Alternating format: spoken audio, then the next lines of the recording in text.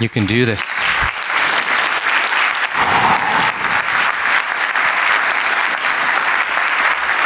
You can do this. You can do this. You can do this. You can do this. Those were the exact words that I was telling myself the first time that I met Karen. Karen and I, before that time, had only spoken on the phone, and I was already falling in love. It was a Japanese restaurant, 2006, and I spotted her before she spotted me. You can do this. You can do this.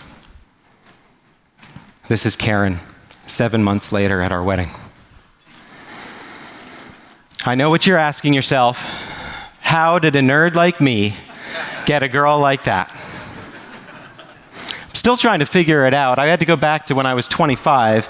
I don't know if it was my muscular body, my amazing wardrobe sense with the Pixar Tin Toy t-shirt, or the blue drapes in the back, which actually was my workstation for 2 years when we built this business out of my house. But Karen liked nerds, and I have proof right here. Karen and I had a whirlwind romance. A couple years later, we had 2 daughters. We had started a new business. That was the business that got us into EO. Show of hands, how many people are familiar with Dr. Seuss? Ever heard of Dr. Seuss? I like that. How many people have seen a child learning how to read using Dr. Seuss on an iPad? All right, well, that's something that we created. And that's the business that we had. I included one picture of that time. I thought it would help set the stage. We got to work with the Dr. Seuss archives. This is an actual pencil sketch of one of the first sketches of Green Eggs and Ham drawn by Dr. Seuss. I picked this particular photo because I thought it would be interesting for you to see just how rough and unrefined my hair was in those days. Anyhow, Karen and I, we were very happy, and we had a very smooth life going. And isn't it often the case that that's when life sends you a phone call? I was in my office, and I was actually meeting with an EO member, and I got called out of the meeting. I was a little disturbed about that. It was Karen. She said, "Hi, love. The doctors, they found a spot." And I was switching from work to that. What? What did you say? She said, the doctors, they found a spot, and they want us to, we need to see a neurosurgeon first thing tomorrow morning. Sometimes life sends you a message. It's not always in the form that you want to see it. This is an image that I had no interest in seeing for a family member, and I hope that none of you ever do as well.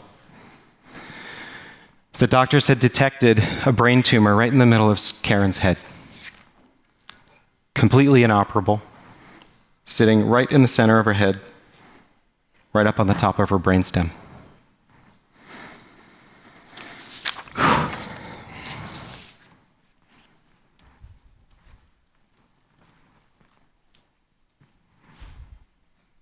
What do you do? What do you do in a time like that? When you have a 1-year-old and a 2-year-old, and you have no idea if they are going to remember the voice of their mother, the words of their mother, the touch of their mother. You can do this. You can do this. We rise, as Winnie so gracefully said.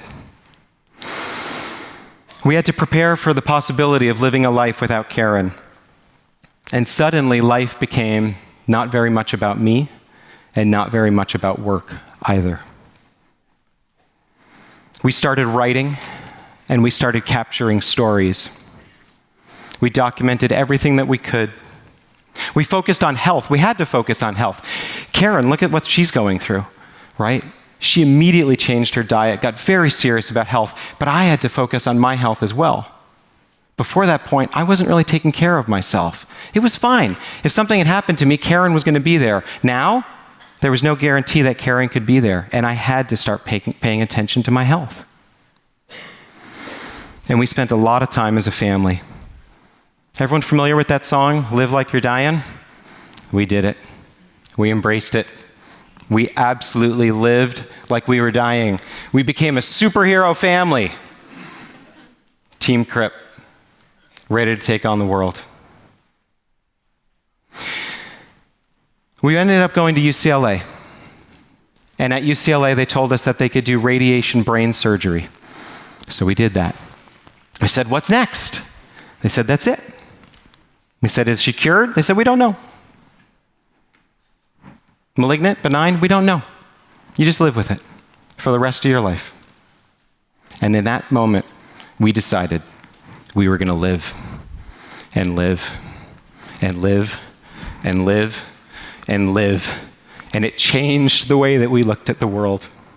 We became Team Krip. You would have thought that I would have known better about work-life balance going into this. You would have thought, but sometimes it takes a little while for the message to sink in. This is my father. This is my father. He had a very interesting life. He started life in what is now Pakistan. When he was born there, it was India. He became a refugee in his own country at the age of 17. He packed up and he set sail and he went to London and then he went to Montreal and he met my mother and they started a life and he lived the American dream. And I can remember the day like it was yesterday, 20 years ago when I had a call with my dad. He was in the hospital. He was going in for surgery. We knew he was going in for surgery that afternoon. The doctors pulled it up. Open heart surgery. They pulled it up to the morning. I'm having a conversation with my father. I said, yeah, he goes, I know, you have a meeting. We've already known it. It's not a problem. Come see me when it's over. I'll see you in recovery. It's fine. I never talked to my father again. And I miss him. I miss the stories. I miss hearing his voice. We don't have his life well documented. And those two things forced me to change the way that I look at my life. And I'm going to share some of those things with you. I decided that I needed to reorganize what I was focused on, and I needed to be offering time and energy to those around me. I'd like to share 5 things with you that I do. Number 1, I have a daily practice of writing journals. I write my ups, I write my downs. The downs are harder to write. The reason is those journals are going to my daughters. I'm not writing the journals for me. I'm documenting my life for their benefit. My daughters never had the benefit of being able to meet my father, and I never want to have that type of experience with their kids.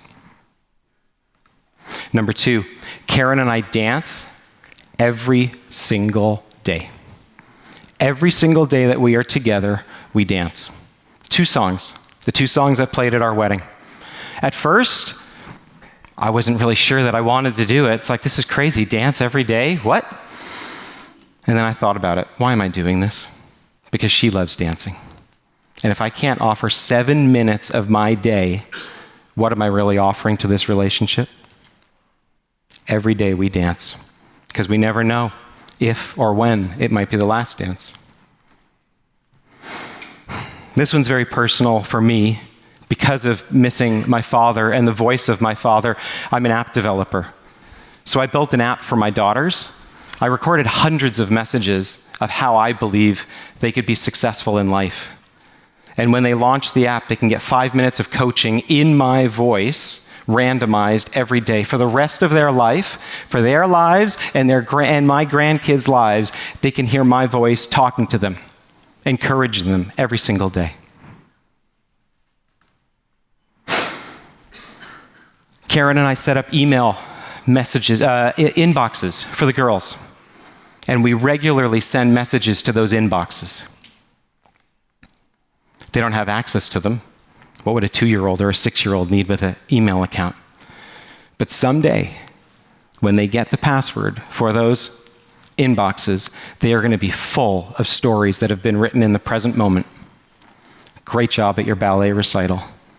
Awesome job kicking that goal in soccer. And they're going to get those passwords either on a graduation or a funeral. I hope it's the former.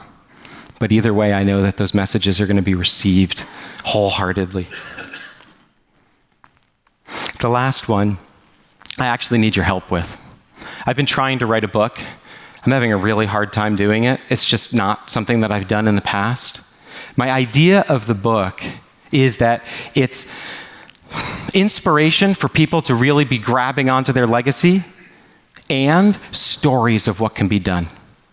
I've just shared with you 4 stories of what I do. I know that there are many more stories in this room, and I would love to hear those stories. Whether you do them or whether it's people that you know, would you please contact me and contribute? I'm really trying to make this a powerful book that will help millions of people around the world to start living their legacy and paying attention to future generations. But of course, I'm no different than any of you. The experiences that I had in my life just woke me up. And I'm on stage today as a gift. EO's invited me, that's a gift to me. And I'm trying to see if I can wake you up as well. And that's the call. That's the call. Your story, as is worth telling. Let me tell you 2 things that I had to overcome in realizing that it was important to start telling my story. 1, my story is important to the people around me. I used to think I would focus on my legacy when I was 60, 70, 80, sometime way down the road. I hadn't done enough yet. I guarantee you, every single person in this room, you've done enough. And there are people that want to hear your story. And the second thing is legacy is like a snowball. Because once you start this small little snowball over here, and you do a little more, and you do a little more, and you do a little more, by the time you get over here, you've got a massive boulder of a snowball.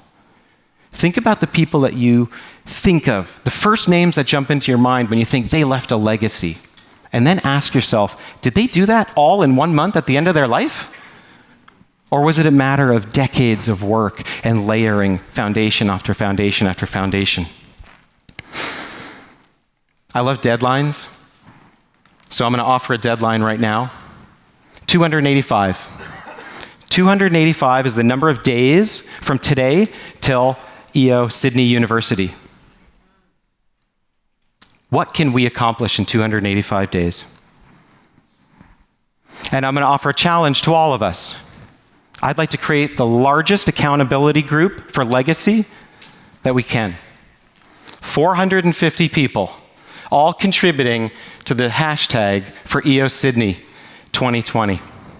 Anything you do, whether it's writing in a journal, dancing with your spouse, saving the world, whatever level makes sense for you. Let's do that. Can we do that together? Okay. Close your eyes for a minute. Think of the one thing that you most need to do in order to leave a legacy, whether it's a family member or an employee or anyone close in your life. Okay? And then think about, get a feeling of what that will feel like once you've done it. Now turn to the person next to you, look them in the eye, imagine they've just told you that, and tell them, you can do this. You can do this. Vocalize it with me. You can do this. You can do this. You can do this. And the time to start, is now, because you never know when your last day is going to be upon you. Thank you very much. You can do this. You can do this.